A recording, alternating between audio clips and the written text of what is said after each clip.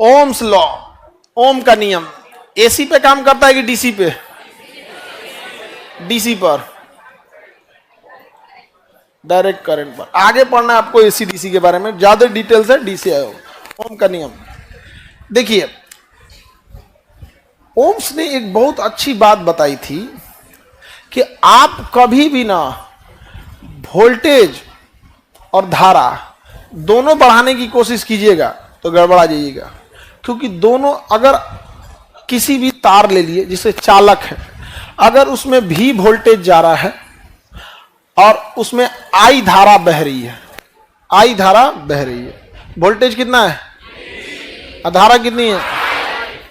अगर आप कोशिश कीजिएगा वोल्टेज को बढ़ाएं, आप कोशिश कीजिएगा वोल्टेज को बढ़ाएं तो धारा घट जाती है। धारा क्या हो जाती है? घट, और उसका वैल्यू फिर बराबर आ जाता है। एग्जाम्पल के तौर पर, यदि आपने किया वोल्टेज था 20, वोल्टेज कितना था? और धारा सपोज कीजिए कि धारा थी 5, धारा थी 5, तो अनुपात कितना आएगा? 4/1, यानी 4 आएगा। अनुपात कितना आएगा? 4।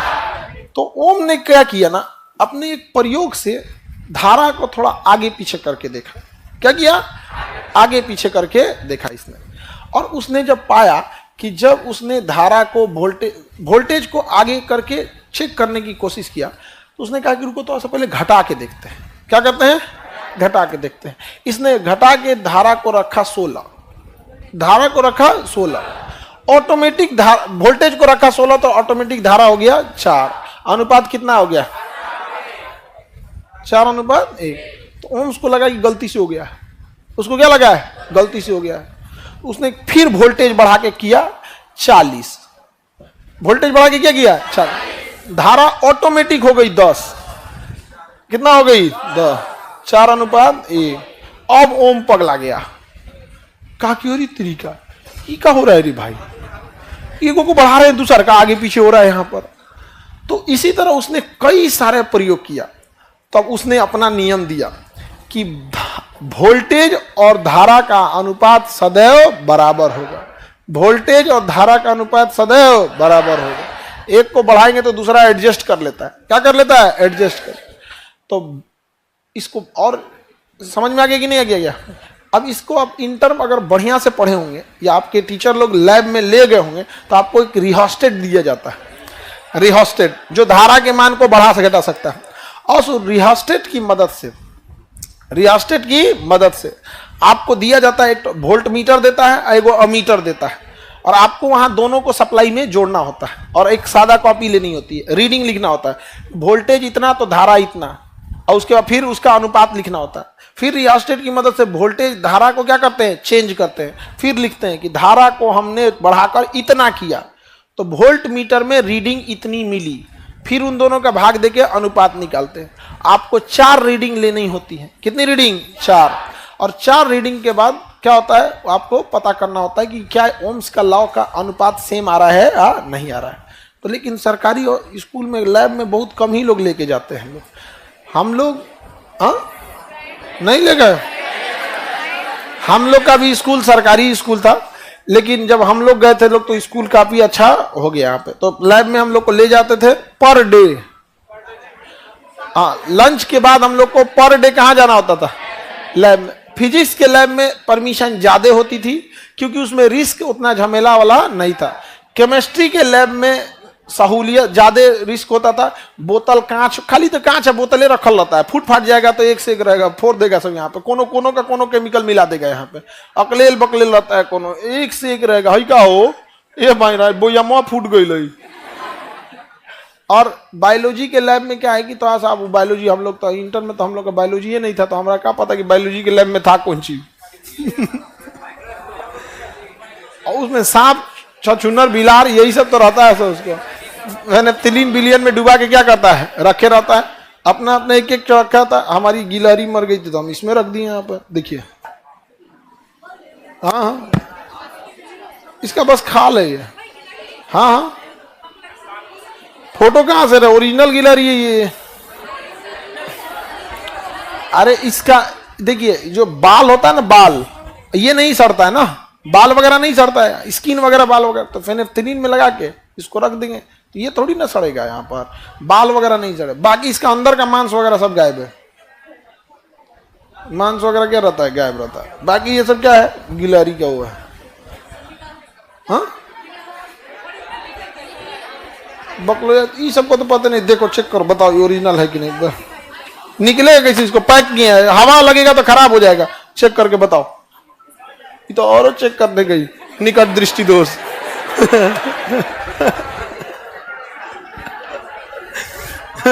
कहें कि चेक करने के लिए ओरिजिनल है कि नहीं, तो निकट दृष्टि दोष वाली कर रही है। ओम का नियम समझ में आ गया। तो अगर वोल्टेज और धारा हमेशा एक दूसरे के क्या होते हैं, उसका अनुपात बराबर रहता है। अब इसको ऐसा ना फिजिक्स की भाषा में ऐठ के बोलता है, यदि किसी चालक तार के सिराओं के को, यदि किसी चालक की भौतिक अवस्थाएं जैसे ताप दाब इत्यादि को नियत रखा जाए, इसका कोई मतलब नहीं है। सोचा तो नहीं, सीधा बोलो वोल्टेज एवं धारा का अनुपात बराबर होता है। क्या कहना क्या चाह रहा है पता है, सुनिए ध्यान से। उसका एक तार लाओ तो जी, तार कौन तार है, छोटा मोटा, अरे चार्जरवे का दो ना, डाटा केबल दो, हाँ हो गया, यही तार है। देखिए जैसे ये कोई चालक है, तो कह रहा है यदि किसी चालक की भौतिक अवस्थाओं को समान रखा जाए, अर्थात न इसकी लंबाई बढ़ाई जाए, न तापमान बढ़ाया जाए, न इस पर कोई दाब लगाया जाए, तो ये कोई मतलब ही बतैला बिना। हमारा चार्जर का घींच के लंबा करेंगे हम, कि अगर आगी तपवा के पातर कराएंगे ना, हम तो विद्यार्थियों को ऐसा ना नाश देंगे ना कि उसको फिजिक्स पहाड़ लगने लगे। अरे सीधा कर, यदि किसी चालक तार की भौतिक अवस्थाओं को अपरिवर्तित रखा जाए तो इसके सिरों के बीच उत्पन्न विभवांतर, अरे बकलोलवा सीधा बोलना, वोल्टेज, इसके सिरों के बीच उत्पन्न विभवांतर एवं उसमें प्रवाहित होने वाली धारा, उसमें प्रवाहित होने वाली धारा का अनुपात सदैव नियत होता है। उसका अनुपात हमेशा क्या आएगा, बराबर है। अरे सीधा बोल, वोल्टेज और धारा का अनुपात नियत होता है ना, ऐठेंगे हम।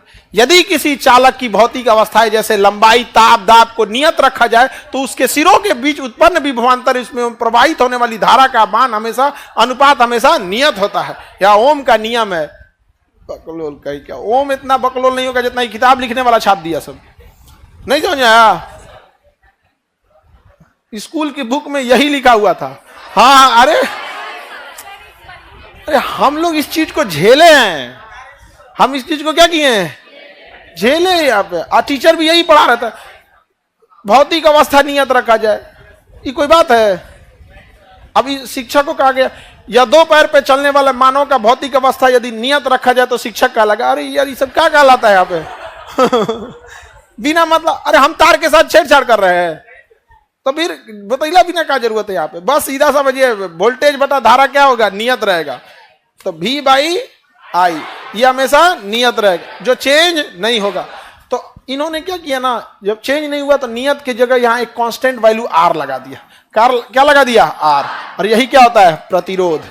यानी वोल्टेज और धारा का जो अनुपात आएगा वही प्रतिरोध होता है। वही क्या होगा, प्रतिरोध। समझ में आ गया कि नहीं आ गया। अगर किसी तार का प्रतिरोध, जैसे ये तार है, इसका प्रतिरोध लिख दिया 10, सपोज कि इसका मतलब जो बनाने वाली कंपनी होगी उसको पता होगा इसका प्रतिरोध कितना है, 10, तो प्रतिरोध हमेशा इसका 10 ही रहेगा, प्रतिरोध हमेशा 10 रहेगा। अब आप अगर 10 देंगे, प्रतिरोध हमेशा क्या रहेगा, 10।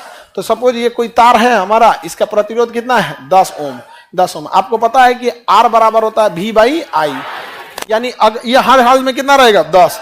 यानी अगर हम इसमें वोल्टेज 100 देते हैं तो धारा कितनी हो जाएगी, भाग देंगे तो कितना आ जाएगा, 10। क्या हो गया, 10।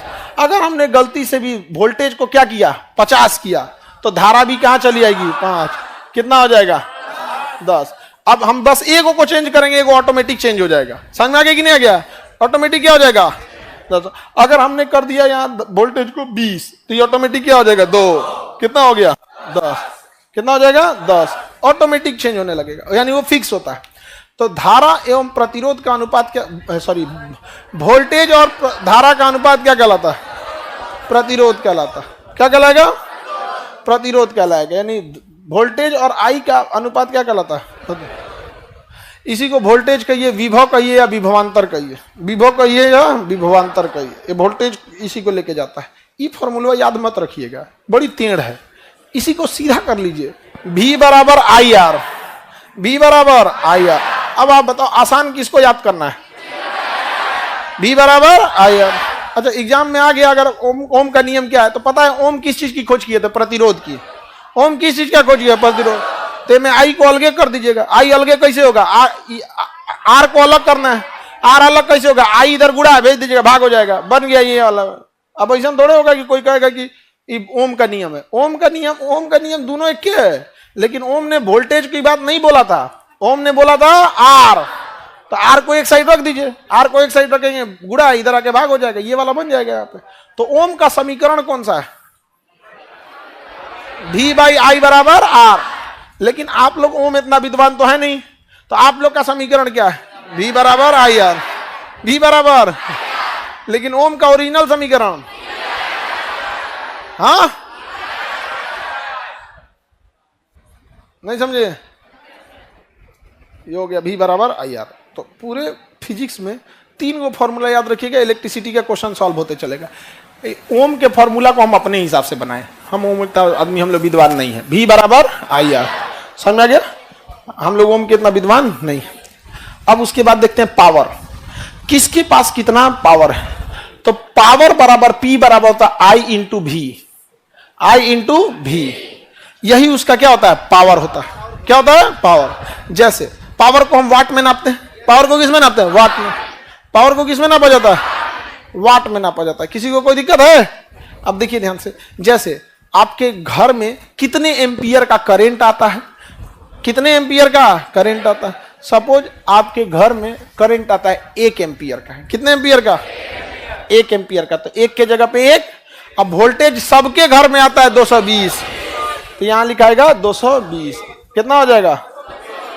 220 वाट। कितना का हो गया? कितना हो गया?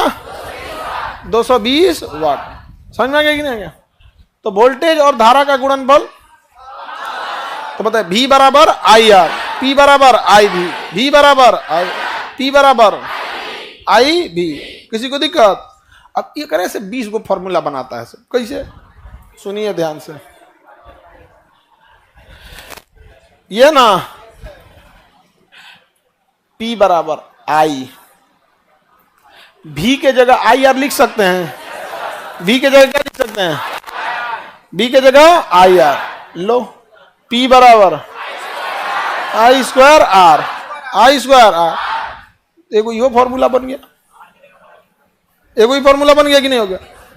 चलो एक काम करते हैं, P बराबर आई भी है ना, P बराबर आई इंटू भी, ये होता है ना यहाँ पे। I बराबर क्या होगा? V by R. I बराबर, इस फॉर्मूला से अगर I को यहां छोड़ते हैं तो V बाई आर हो जाएगा।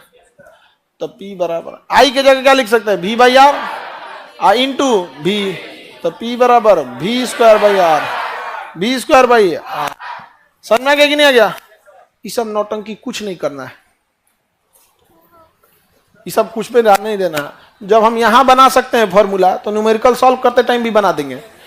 क्या जरूरत है हमारा पहले से फॉर्मूला याद रख ले बिना? यहाँ पे एक वो काम है क्या? खाली फिजिक्स पढ़ना?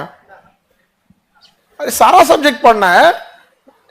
उधर बाबर कहेगा कि हमारा जन्म तिथि याद रखो, हैप्पी बर्थडे बोलना है। नहीं समझा है? पूछ देता है बाबर का हैप्पी बर्थडे कब था? 14 फरवरी को हुआ था। याद रहेगा? दूसरा फॉर्मूला V बराबर, P बराबर आई भी, V बराबर P बराबर। एक और फॉर्मूला याद कर लीजिएगा, बेड़ा पार, कि जब हम किसी चालक, चालक का मतलब क्या होता है? तार। चालक मतलब तार यानी कंडक्टर। तो जब हम किसी कंडक्टर में करंट देते हैं ना, तो करंट को वोल्टेज आगे ले जाता है। करंट को आगे कौन ले जाता है? और रोकता कौन है? प्रतिरोध। तो दोनों में लड़ाई होगा, तो प्रतिरोध कुछ ना कुछ तो करंट को रोक देता है। अब वो करंट कहां जाएगा? वापस ऊष्मीय ऊर्जा में बदल जाता है। वो करंट किस में बदल जाता है? ऊष्मीय। इसलिए आपका मोबाइल जब देखिएगा ना, तो चार्ज कीजिएगा, तो जितना करंट देता है ना, उसका कुछ ना कुछ ऊष्मीय ऊर्जा में बदल मोबाइल गर्म हो जाता है। मोबाइल क्या हो जाता है? हीट हो जाता है। और कभी कभी आप लोग ज्यादा बतिया देते होंगे लोग, तो हाँ, हीट हो जाता होगा मोबाइल यहाँ पे चलाने बतियाने से हीट हो जाता होगा। हमारा हैंड्स फ्री करके बतियाए का आदत रहता है। हम मतलब एक हम लगाते हैं तो हमको लगता है कान मेरा सही में खराब है नहीं खराब है यहाँ पे।